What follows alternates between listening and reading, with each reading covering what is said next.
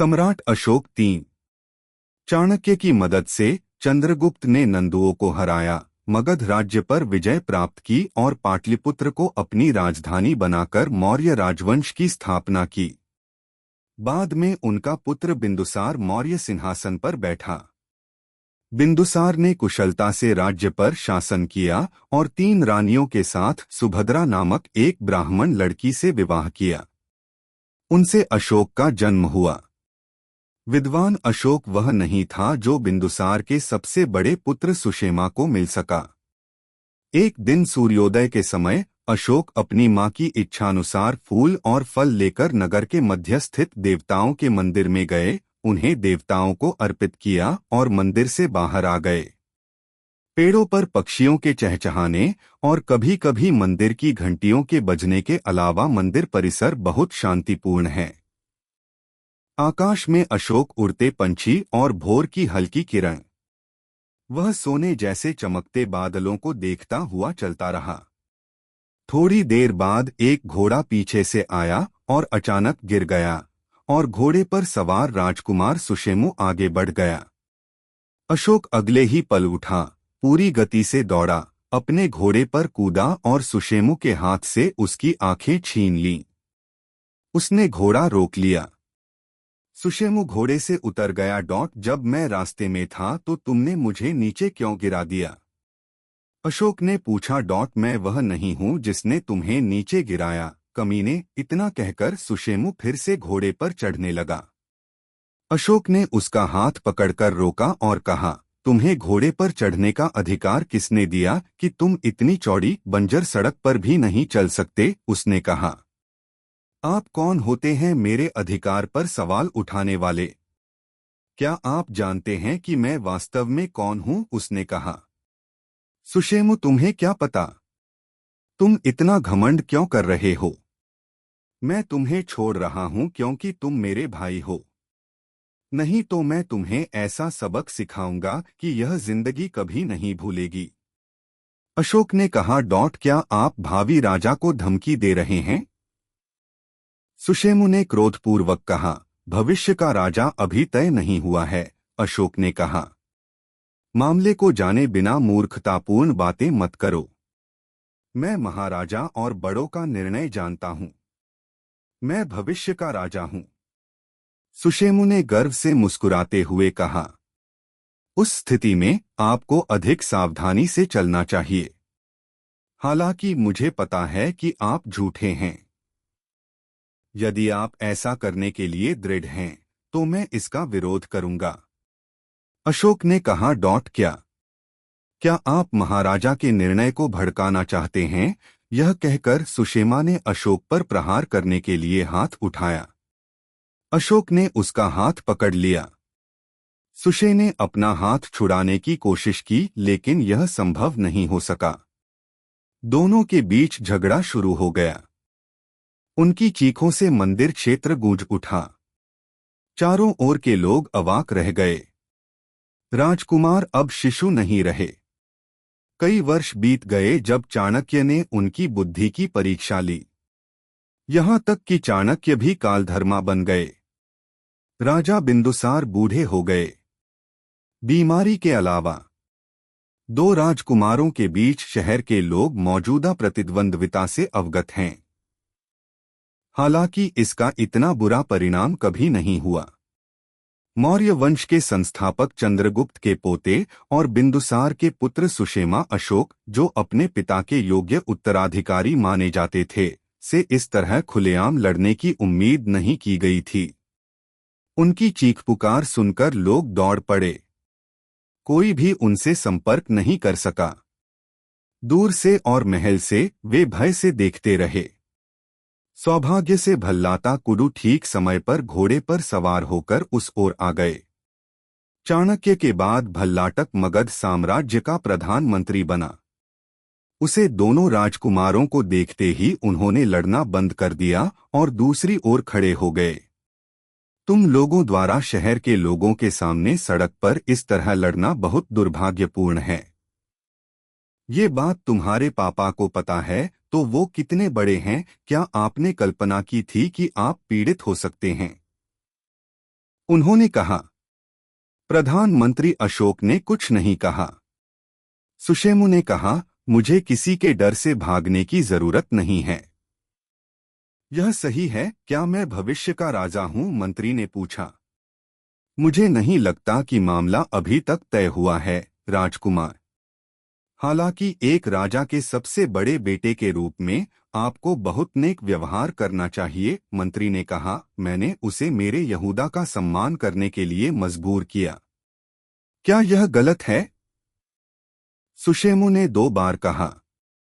दूसरों को नजरअंदाज करने और उनका अपमान करने से आपका सम्मान नहीं बढ़ेगा। अच्छे व्यवहार के जरिए आपको 10 लोगों के लिए सम्मान का पात्र बनना चाहिए। आपको दूसरों के प्रति दया और धैर्य का अभ्यास करना चाहिए। लेकिन ऐसा करने पर 10 लोगों द्वारा मजाक उड़ाया जाना महत्वपूर्ण नहीं है। तुच्छ बातें, प्रधानमंत्री ने गंभीरता से कहा। मैं उन 10 लोगों के बीच हंसी का पात्र नहीं था। मैं बाल बाल बच गया, अन्यथा मैं पहले ही अपने जीजा की खाल उतार देता। तब मैं लोगों के सामने हंसी का पात्र बन जाता। उन्होंने कहा। सुशेमु को बहुत गर्व था। राजकुमार, तुम्हें अपने भाई के बारे में अपनी तरह बात नहीं करनी चाहिए। वह भी तुम्हारी तरह एक राजकुमार है। वह तुम्हारे पिता का चचेरा भाई है, मंत्री ने कहा। सुशेमु ने कहा, वह मेरे पिता का बेटा हो सकता है, लेकिन उसकी मां शादी से पहले अंतापुरम में मेरी मां के साथ रानियों की सेवा करती थी। इसलिए मैं उसे एक युवा राजा के रूप में स्वीकार नहीं करूंगा।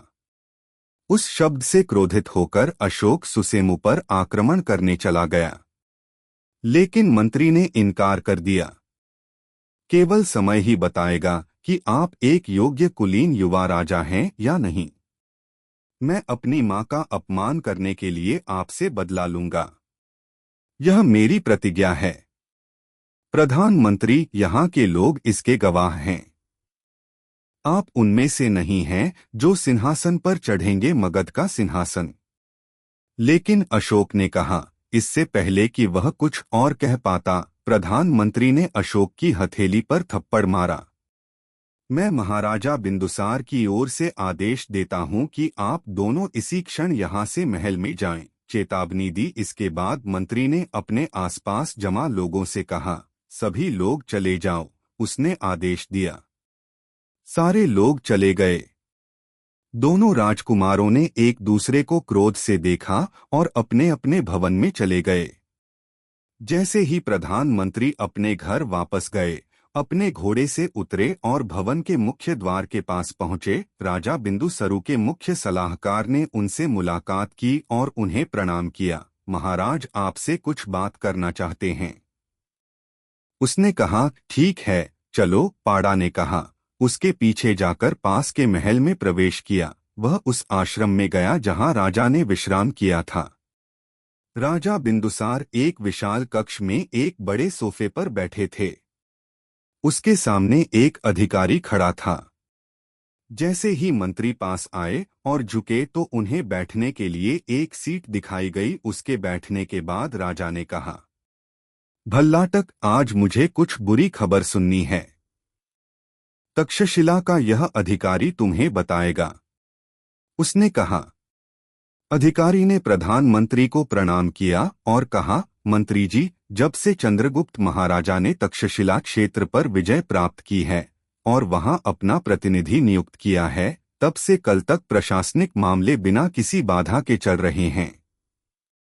लेकिन अब अवज्ञा में तक्षशिला में विद्रोह शुरू हो गया है। कुछ लोग मगध साम्राज्य से अलग होने के लिए लड़ रहे हैं, उसने कहा। तो यह बहुत अजीब है, प्रधानमंत्री ने कहा। आपने तक्षशिला के लोगों को कोई नुकसान नहीं पहुंचाया है, इसलिए उनकी कार्रवाई आपको अजीब लग सकती है। हालांकि यह वहां के शासक और हमें अजीब नहीं लगता, क्योंकि हमें जानकारी मिली है कि इस विद्रोह के पीछे यूनानियों का हाथ है। वे यह नहीं भूले हैं कि महाराजा चंद्रगुप्त ने उन्हें वहां से खदेड़ दिया था। वे मगध साम्राज्य को तोड़ने का सपना देख रहे हैं, अधिकारी ने कहा। विद्रोह कैसा चल रहा है? प्रधानमंत्री से पूछा। विद्रोह के नेता पर्दे के पीछे हैं। वे बाहर नहीं आ रहे हैं। वे व्यापारियों और प्रमुख लोगों को विद्रोह करने के लिए प्रोत्साहित कर रहे हैं। वे मगध अधिकारियों के घरों को लूटने और उन्हें जलाने के लिए आम लोगों को उकसा रहे हैं। लोगों ने कई लोगों को मार डाला है। स्थिति दिन ब दिन बदतर होती जा रही है। अधिकारी ने कहा। चूंकि वे पहले ही हिंसा का सहारा ले चुके हैं, इसलिए उन्हें और अधिक बल से वश में करने के अलावा कोई रास्ता नहीं है। राजुकेसी ने पीछे मुड़कर कहा। भगवान, सेना प्रमुख को तक्षशिला के खिलाफ तुरंत सैन्य कार्रवाई के लिए तैयार होने का आदेश दें। मेरे पिता द्वारा अभूतपूर्व पराक्रम के साथ स्थापित किया गया साम्राज्य मेरी आंखों के सामने है। मैं इसे टूटते हुए नहीं देख सकता। मैं उन ठगों के खिलाफ सेना का नेतृत्व करूंगा, बिंदुसार ने क्रोधित होकर कहा।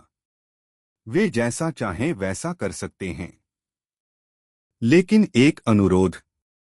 अपने 6 बेटों में से एक को सेना का नेतृत्व करने का आदेश दें।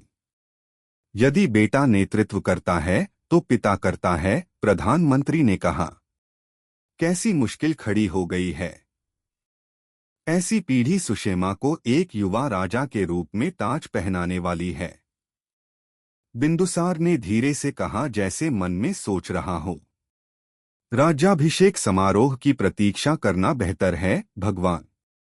सबसे पहले राजकुमार सुसेमा को सेना का नेतृत्व करने दें और विद्रोह को दबा दें।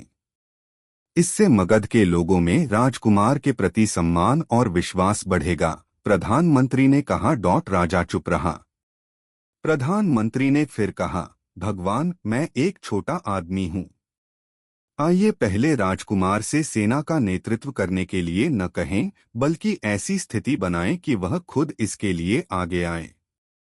यानी 6 राजकुमारों को यहाँ ले आएं और राजकुमारों में से एक को ताकाशी में चल रहे विद्रोह को दबाने के लिए सेना का नेतृत्व करना चाहिए। चलो जरूरत के बारे में बात करते हैं।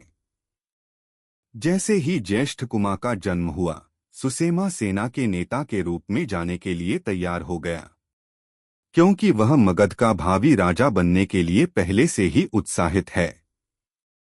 वह खुशी खुशी इस बात से सहमत हैं, उन्होंने कहा। बिंदुसारू को प्रधानमंत्री की सलाह पसंद आई। उसने जैसा कहा वैसा करने को तैयार हो गया। उसी दिन 6 राजकुमारों को राजा के सामने बुलाया गया। वहां प्रधानमंत्री को देखकर प्रिंस सुशेमु एक पल के लिए चौंक गए। सुबह मंदिर क्षेत्र में उसके और आशोकुरु के बीच हुए विवाद की जानकारी उसके पिता को नहीं थी। वह डर गया था क्योंकि उसे संदेह था कि वह ऐसा करेगा।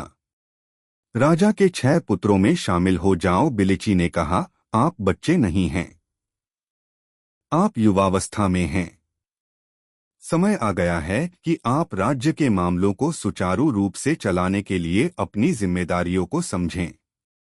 अब आपके पास मौका है।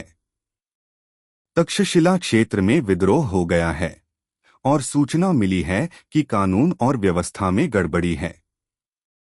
विद्रोह को दबाया जाना चाहिए। आइए हम अपनी सेना का नेतृत्व करें और विद्रोह को खत्म करें और क्षेत्र में व्यवस्था बहाल करें। आप में से कौन ऐसा कर सकता है? उन्होंने पूछा। बिंदुसार ने सोचा कि सुसीमा तुरंत आगे आएगी, लेकिन वह चुप रहे। अन्य 4 पुत्रों ने भी चुपचाप सिर झुका लिया। अंत में अशोक ने एक कदम आगे बढ़ाया और कहा, भगवान, उनका आदेश मैं समर्पण करने को तैयार हूं। मुझे विश्वास है कि आपने जो कहा है मैं वह कर सकता हूं। आज्ञा, उन्होंने कहा। अभी सेना के साथ तक्षशिला चलो। बहुत खुश, नयना। मैं तुम्हारे साहस और आत्मविश्वास की सराहना करता हूं। जल्द ही जीत के लिए तैयार हो जाओ। तब बिंदु ने अशोक की ओर पीठ करके उसके बाकी पुत्रों की ओर देखा। अरे सुअरों, तुम अब भी मेरे सामने क्यों खड़े हो? अपने घरों में जाओ और छिप जाओ। लंगड़ाकर, मक्खन चुराकर और चूहों की तरह खाकर समय गुजारो, उन्होंने डांटा। पांचों राजकुमार वहां से चले गए। अशोक ने अपने पिता के चरणों में झुककर आशीर्वाद लिया और वहां से चला गया। उन्होंने कहा, पूज्य गुरुदेव, चाणक्य के शब्द अक्षरशः सत्य हैं। उन्होंने अशोक को मेरे सभी पुत्रों में सर्वश्रेष्ठ माना था। बिंदुसार प्रधानमंत्री के साथ विचार करते हुए